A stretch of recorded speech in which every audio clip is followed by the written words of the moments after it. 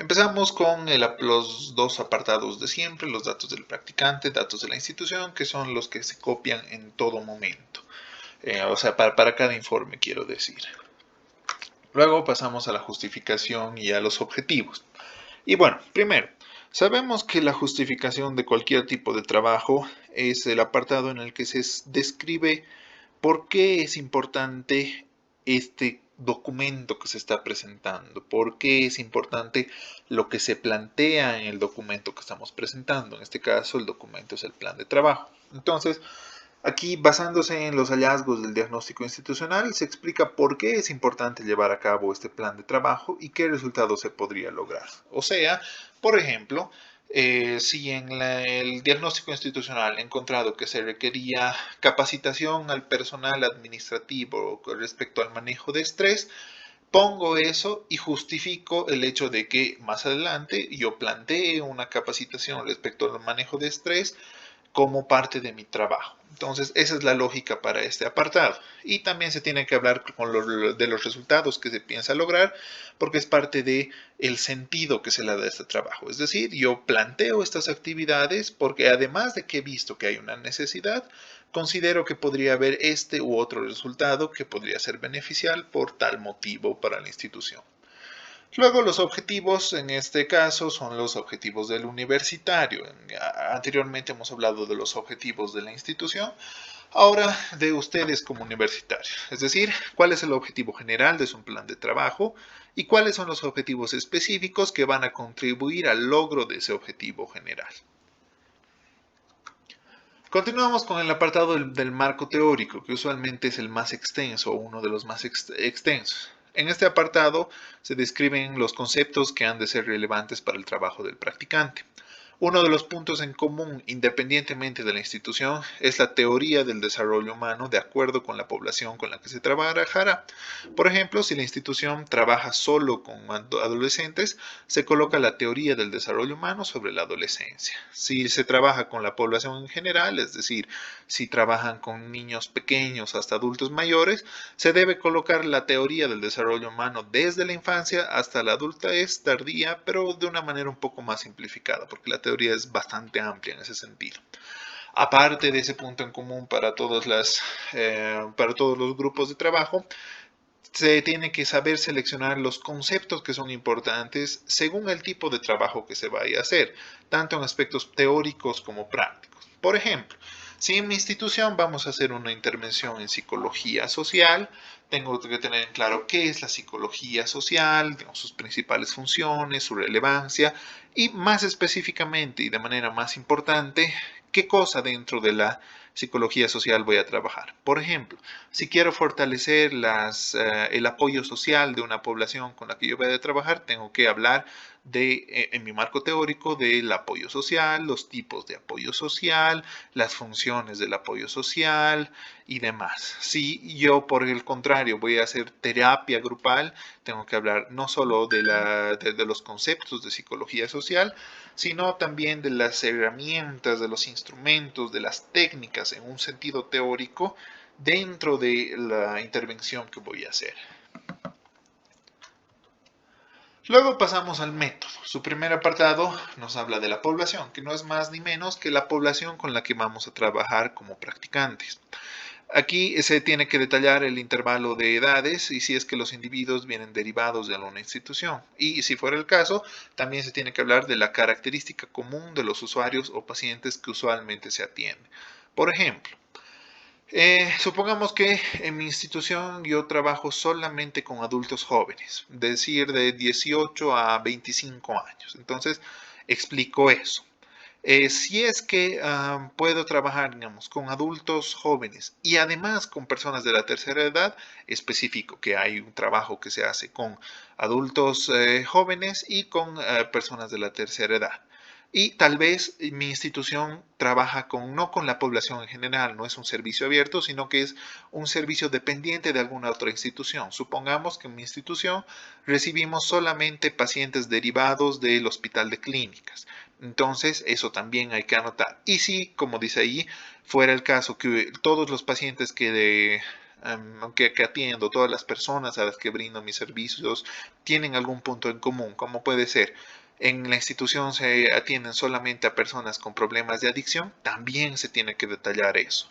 Es decir, en este caso, los problemas de adicción serían la característica en común de todos los pacientes, usuarios atendidos. Luego tenemos que hablar de los ambientes. Aquí se tienen que describir los ambientes con los que cuenta la institución, parecido a lo que se ha visto en el diagnóstico, y haciendo énfasis en los que estarán en disposición del practicante. Es decir, todo este trabajo que yo voy a hacer, lo que estoy describiendo en mi plan de trabajo, lo voy a llevar a cabo en tal espacio. Aquí ya no es necesario hablar de, por ejemplo, el edificio de la institución, digamos, sus ambientes generales, sino específicamente, digamos, si es la atención a pacientes en un sentido clínico, tengo que decir el ambiente en que se va a llevar a cabo es el consultorio con su espacio de recepción de pacientes y ya. Luego, en cuanto a técnicas e instrumentos, se tiene que describir todas las técnicas que se van a utilizar, además de los instrumentos. Viendo primero las técnicas, las más comunes son las entrevistas, son encuestas, pero puede haber otras. Tienes en el apartado de entrevistas se tiene que, por ejemplo, decir qué es una entrevista, qué constituye una entrevista, qué tipos de entrevista hay, todos los generales y además los específicos con los que se va a trabajar en la institución y las características de la entrevista como técnica de trabajo. Luego, en cuanto a los instrumentos, se refiere más a test y otras herramientas elaboradas así con un fin específico y se tiene que hablar de sus aspectos técnicos. Por ejemplo, aquí se pone el ejemplo del test de Raven. Habría que decir qué mide este test, qué edades puede abarcar su aplicación, el tiempo de empleo de este test, cuántos ítems y secciones tiene este test y dependiendo del test que tengan, porque no todos los tests tienen secciones, por ejemplo, no todos los tests tienen las mismas edades de aplicación y también a veces hay la cuestión de si es una aplicación individual o grupal la que se hace, entonces toda la información relevante del test de manera sintetizada, no es necesario escribir páginas y páginas por instrumento, tiene que ser plasmada en este apartado. Ahora pasamos a los procedimientos. Aquí se explica y se plantea la secuencia de acciones o actividades que se realizarán, tomando en cuenta las líneas de acción planteadas en el diagnóstico institucional. Si recordamos, al final del diagnóstico institucional había el planteamiento de líneas de acción. Y según eso, y con previa consulta, por supuesto, de sus supervisores en la institución, se plantean las fases. Es decir, la fase común para todos es el primer contacto, usualmente acompañado del diagnóstico institucional, que es el espacio, la primera fase en la que se llega a la institución, se coordina los lineamientos de trabajo, se averigua lo que se va a hacer, en otras palabras, el diagnóstico institucional y ya. Luego, dependiendo de los resultados del diagnóstico institucional y de lo que digan los supervisores, se establecen las siguientes fases. Por ejemplo, supongamos que es una institución en la que tienen que ir a atender pacientes en el área clínica. Entonces, el primer contacto va a ser la fase 1. Luego, por una norma ética, la fase 2 sí o sí tiene que ser una capacitación a los pasantes, porque si bien se reconoce que ya tienen conocimientos que traen desde la carrera, es importante también reconocer que hay puntos que hay que fortalecer y conocimientos que expandir antes de exponerse a algo tan delicado como es la atención a personas con problemas psicológicos. Entonces, la fase 2 en este ejemplo sería la capacitación a los pasantes. La fase 3 luego sería, por ejemplo, ya directamente la atención a los pasantes y puede haber una fase 4 o fase 5 dependiendo de cómo trabaja la institución y dependiendo también las intenciones que tienen ustedes con este plan de trabajo. Puede ser que la fase 4, después de la atención a los pacientes, sea simplemente la sintetización del trabajo hecho y rendir un informe en su institución. Es decir, algo como que se ha atendido a tantos pacientes, se ha visto tales problemáticas, etc. Perdón. Ahora vemos el cronograma de actividades, que es, teniendo en claro las actividades que se van a llevar a cabo, se tiene que hacer este cronograma según la cantidad de meses que se proyecta estar en la institución. Como bien saben ustedes, hay personas que quieren acabar sus pasantías en aproximadamente 4 meses. Algunas personas no se hacen el problema de acabarlas en 6, 7 meses, lo que les abarcaría los 2 semestres del año.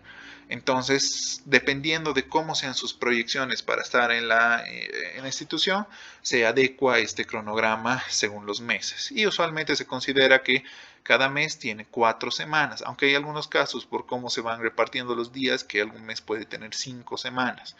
Entonces, hacen el cuadrito como corresponde y ponen ahí en la columna izquierda todas las actividades que van a realizar. Por ejemplo, aquí están pues capacitación, atención, talleres y ferias. Y según lo acordado con sus supervisores y según las necesidades que ustedes hayan encontrado, se señala con una X, con un punto, con un tic, cuándo van a ser llevadas a cabo estas actividades. Por ejemplo, en este ejemplo que está aquí nomás en el cuadro, las capacitaciones suelen ser semanales, es decir, continuamente se los capacita. Entonces, una X a cada semana.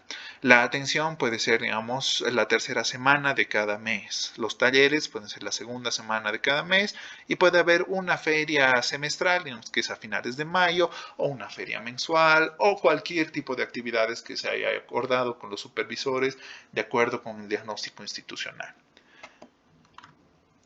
Luego venimos a la parte de la tabla de actividades. Aquí tienen que colocar todos los objetivos que ustedes estén considerando para llevar a cabo sus actividades. Estos objetivos pueden tener una correspondencia con los objetivos específicos que han desglosado en los anteriores apartados o bien con objetivos completamente nuevos que ustedes decidan, pero que obviamente tienen que estar abarcados dentro de los objetivos principales que ya han plasmado.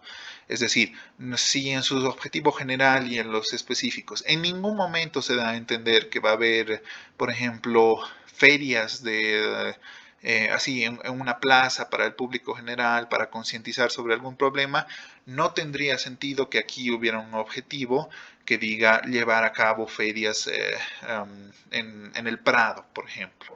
Entonces, no es explícitamente lo mismo, es decir, no tienen que ser explícitamente los mismos objetivos, pero tiene que haber concordancia en cuanto a intenciones. Y bueno, supongamos que dentro de mis objetivos está brindar capacitaciones al público general sobre manejo de estrés. Entonces, ese sería mi objetivo y la actividad serían talleres respecto al manejo del estrés negativo. Los materiales, eso ya depende de cómo ustedes los planeen. Puede ser una computadora, pueden ser materiales más de escritorio, como pueden ser cartulinas, tarjetas, trípticos, demás. Recursos didácticos, esto tiene que ver con los métodos de aplicación, es decir, van a ser exposiciones magistrales, van a ser interacciones más dinámicas en las que se pregunte a las personas y dependiendo de sus respuestas se vaya adecuando la información que se dé. Y por último, se tiene que hablar de las evaluaciones que se va a hacer, es decir, todo esto que yo estoy planteando tiene que responder a una intención que yo quiero lograr. ¿Y cómo puedo ver yo si esa intención se ha cumplido si no es a través de algún proceso de evaluación? Puede ser que la evaluación se haga usando encuestas. Por ejemplo, si es una feria, a las personas que pasen al puesto se les puede hacer una breve encuesta para ver si han comprendido la información que se les ha dado. Entonces, la encuesta en este caso nos daría la información para ver si nuestra actividad ha tenido algún impacto. Puede ser una evaluación de expertos, en el caso podrían ser sus supervisores, es decir, si el supervisor considera que el objetivo ha sido cumplido de manera cabal. Entonces, eso lo van adecuando según sus propias necesidades.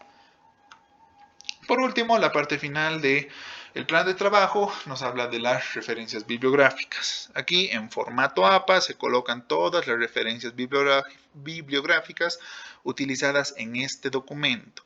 No es necesario poner bibliografía de recomendación, es decir, libros para ampliar la información, sino todo lo que hayan puesto en el marco teórico, en los instrumentos y demás, tiene que estar referenciado aquí en formato APA, como ya ustedes bien saben. Y bueno, es importante que el plan de trabajo y el diagnóstico institucional tengan al final de cada uno sus nombres y sus apellidos, su registro universitario, su carnet de identidad y su firma de todas las personas involucradas en este trabajo. Si